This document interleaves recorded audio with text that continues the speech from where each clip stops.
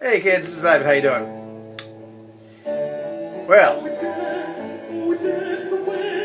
I got to play in a game of Leagues of Gothic this Saturday, and it was called "Oh Death, Where Is Thy Sting?" It was something where originally I was just going to watch this. Runesinger was going to put this on as part of EtherCon, and I saw how many people were playing. I said, okay, well I'm going to sit this one out. I'll let some other people play with him because he's a great game master. And I get this message Saturday morning. Hey, I got a slot open. Do you want to play? I'm like, cool, yeah, I'll play. That'd be great. So this happened at 12 a.m. my time, so it was legitimately the beginning of Sunday morning. We played for a little over 3.5 hours, so I didn't get to sleep until about 4 a.m., which was great. But the game was great fun. I got to play with two guys, Sean, who played Emerson, and Shannon, who played Gideon. Two guys I've never met, never played with before. They're both on the other side of America, I think the San Francisco Bay Area, so it was a lot of fun to play with those guys. Hopefully we get to play again, because we really had barely any time to introduce each other, ourselves to each other, and boom, there we were. I want to talk about the game we played. I want to talk about my impressions, not only of the game we played that night, but also of Leagues of Gothic Horror, and particularly about the corruption mechanic. Talk a little bit about the Sanity horror mechanic as well. But just my overall impressions of the game it was a lot of fun. So, going over this really fast, hopefully, Leagues of Adventure has a great expansion called Leagues of Gothic Horror. And so we played that. And this is set in not only like 1890s, it is that classic kind of horror fiction. And it really does a good job of emulating probably the literature better than the movies that came afterwards. And part of the whole vibe of that particular genre is the morality. If you think of things like The Island of Dr. Moreau, or of Frankenstein, or Dr. Jekyll and Mr. Hyde, some of the stuff in Dracula, etc. There's a lot of that theme of morality pervades all that. It's not just about the horrible and the unusual and the weird. Of course, there's a lot of that too. There are a whole bunch of supplements for Leagues of Gothic Horror. There is the expansion.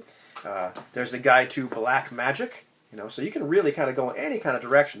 These supplements will keep you playing this game for a long time. Guide to mummies, to apparitions, to vampires, to shapeshifters. I think there's another one which might just still be in PDF at this point. It's more like undead creatures. I know of back to Kickstarter for I think it's Ministry of Mordavia and some other stuff. I forget what I have coming to me, to be honest with you. All by Triple Ace Games, by the way. Powered by Ubiquity. Leagues of Cthulhu, which I'm waiting for the actual physical product of that, but I made a review of that already. Great system. But it does this really cool job of emulating the fiction of that era. At least in my estimation. And I am not an expert on movies and literature by any means. I have friends that much more astute, much more knowledgeable. I'm just going by what I know. So I'm going to talk really briefly about the horror and sanity mechanic and about the corruption mechanic, and just kind of give you an idea of how they work. Everything in Ubiquity is based on yes, no, pass, fail, die rolls, and you need a number of successes. You roll a bunch of dice, and you find out how many successes you get to hit his target number and whatever you're doing. Really easy. So when you add a new mechanic, a new skill, something like that, it all kind of falls into place. So I'll talk about sanity and horror first. Characters have a sanity rating, and that is based on adding your charisma and your willpower scores. Scores in Ubiquity go from 1 to 5. 2 is average, for the most part. And so you have the sanity rating. The sanity rating works a lot like your health rating. As long as your sanity rating is above 0, you're okay. You're starting to become unhinged as you're losing sanity points, but you're keeping it together. At 0, you're only capable of taking one action, a combat round, when you find yourself in those kind of situations. Normally you could attack and defend and move. Now you can only take one. You can exert yourself in order to take all 3 actions, but then you take another point of sanity damage. It works the same way as health. So you start to just become, as you're pressing your way through your horror, you're becoming more and more unhinged. Once you fall into the negatives, once again, you can press yourself and take more sanity damage. But also, for every point in the negative you are, then you remove that many dice from whatever kind of roll you're doing. Any kind of skill, you're just becoming that unhinged. If you've got a -3 sanity at that point, you're trying to open a lock. You're barely keeping it together. So you're removing 3 dice from your lock opening skill at that point. Once you get down to -5, you are completely unhinged and you were removed from play forever. Your character is going insane. How do you lose points of sanity? You get exposed to something that's horrible. Everything has a horror rating from 1 to 5, and it gives you a guideline of how to assign a horror rating to some kind of horrific event, like we discover all of a sudden a bunch of bodies somewhere. That's horrible. What you have to do at that point is make a willpower roll. Anytime you're rolling just with a stat in Ubiquity, you double that stat and you roll that many dice. So if I have a willpower of 3, I'm rolling 6 dice. I'm trying to beat the horror rating. Say I encounter something that has a horror rating of 4.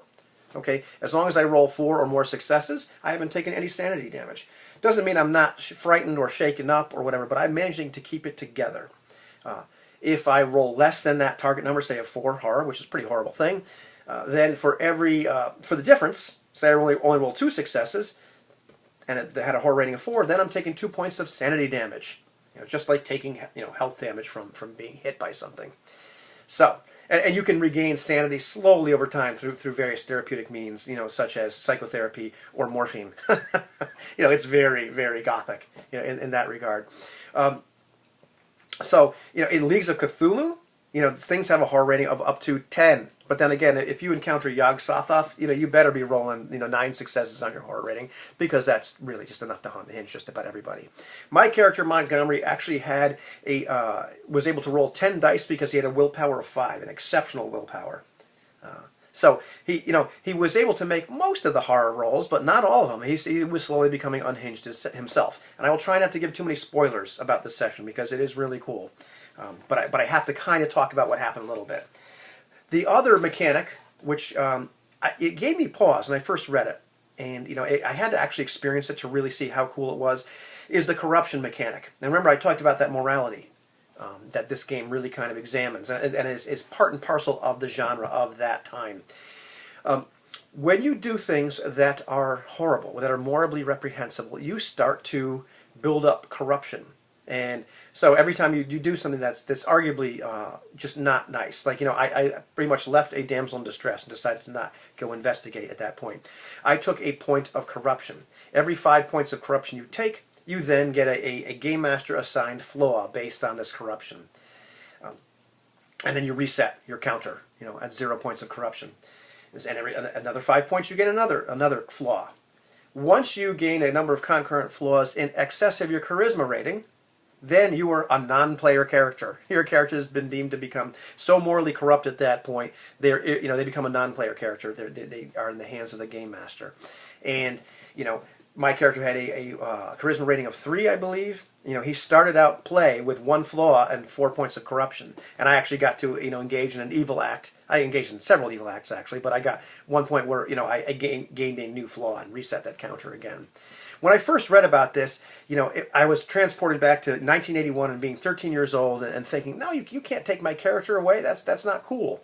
Because I don't know if you recall, you look at the old basic D&D rules or something like that, and you see, okay, well, if you go to 0 hit points, you're dead. And then you look at things like level drain, and oh man, that's terrible.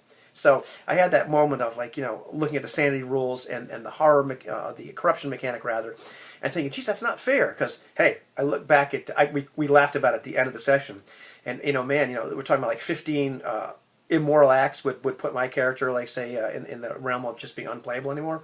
Man, sometimes in 2 sessions we committed that many immoral acts, back in the day. But different genre, different game. I found it really, really compelling, playing my character Montgomery and just trying to figure out who he was, and already looking at like the fact that he's already committed several immoral acts, without giving too much away because we never really got into it. He was a member of an antiquarian society. Part of his job is to go out on expeditions and retrieve things for the British Museum and for the antiquarians. And what he started to do in his history is start to say, I like this object. This object has some psychic potential or whatever. I'm going to keep that. So he was a thief. And he had this rating in melee. I wondered to myself, well, he's probably killed people before in order to get what he wants. So I started out with this guy that was already kind of morally corrupt. And I played him in that manner. And it was kind of neat to see just the descent. Not only you're going down a slide in this game of sanity, as you become exposed to things that are more and more horrible, where you're kind of taking that descent into madness. You can also take that descent into moral corruption in this game, which is, having actually played it and thought about it a little bit more and really kind of, line myself up with what the genre is like, that's really pretty cool. You have to put on a different mindset when you play a game like this. You're not, you're not winning D&D. You're not playing to become the most mighty and most powerful. You are playing this genre, and finding out what it would be like to be one of these characters in this genre, and really kind of stepping into their shoes. So it was really neat. The game session itself was really cool because we were all just the only introduction we really had to each other was we knew that we all had amnesia. We didn't really know very much about our childhood. We started to get flashbacks, and things started to get revealed to us as we enter this household where we're all summoned because our dying father, we had no idea we had a father or who he was, summoned us all there. We had no idea that we were siblings. We started to begin to piece things together, and for the most part we're left alone in this creepy house and are kind of examining things and come face to face with more horrible truths. And there's this point in the game where, without really trying to ruin it, where we kind of turn on each other. And, I face this decision as my character, as more things began to be revealed, and we're in the basement of this house, and we finally come sort of face to face with our father. We come face to face with what our origins might have been, and we realize just what's at stake here. We're all of a sudden, everything I thought I knew about the world or the life that I'd kind of made for myself has started to come unraveled. And I'm starting to become more and more aware of who and what I am and what my purpose might be. And line that up with the kind of person that I understood Montgomery to be. Not just from the character sheet that Runeslinger gave me in the beginning, but as I really started to examine that character, really started to examine, he started to come to life. And I think all the characters started to come to life in that session. Figuring out just what he would have done in that situation. It was this moment where I really had to I don't want to say I flipped a coin, but I thought long and hard about it. And I just met Sean and Shannon. We only played for like 3.5 hours. We didn't have a chance to have this real session zero or talk to each other a little bit. And I had to make this decision. This is what Montgomery would do in this situation right here. This is not only appropriate for this character, because I didn't want it to be a jerk move, but this is what would be appropriate to this genre and to this particular situation that these three characters have now found themselves in. And it was great. We had Gideon was pretty much unhinged at this point. We had Emerson, who was probably arguably the most moral character amongst us, but he'd also taken a bit of sanity damage. And we had Montgomery, who was still on the positive end of sanity, but definitely had taken some damage, even though I was rolling this massive pool. But it also, gained another corruption flaw, had engaged in at least one evil action that session already, and was continuing his descent down into corruption. And even though, honestly, if you look at his character sheet, he would have had to commit 6 more acts, maybe 10, because he had a charisma of 3, so he might have had to actually have 4 concurrent flaws. He only had 2 to really be a non-player character, but this was this moment where I decided this is what this character would do, and so I was the first to turn on my brothers, and I don't want to give too much away, but there was a point in the game where it became very horrible, and with our interactions with each other, and it reminded me afterwards. I didn't really think about too much in game in session. Afterwards, the whole session felt like one of those horrible short stories, where. Just you meet these characters, you're not really sure about them, you start to kind of like them a little bit, and then there's this moment where everything goes to heck, and the curtain closes at this one point, and where Anthony decides to end the game, and it had gone to the dogs, and there was you didn't know what the final outcome was going to be, and he left it up to the imagination of the viewer and of the participants of that game, which I thought was great.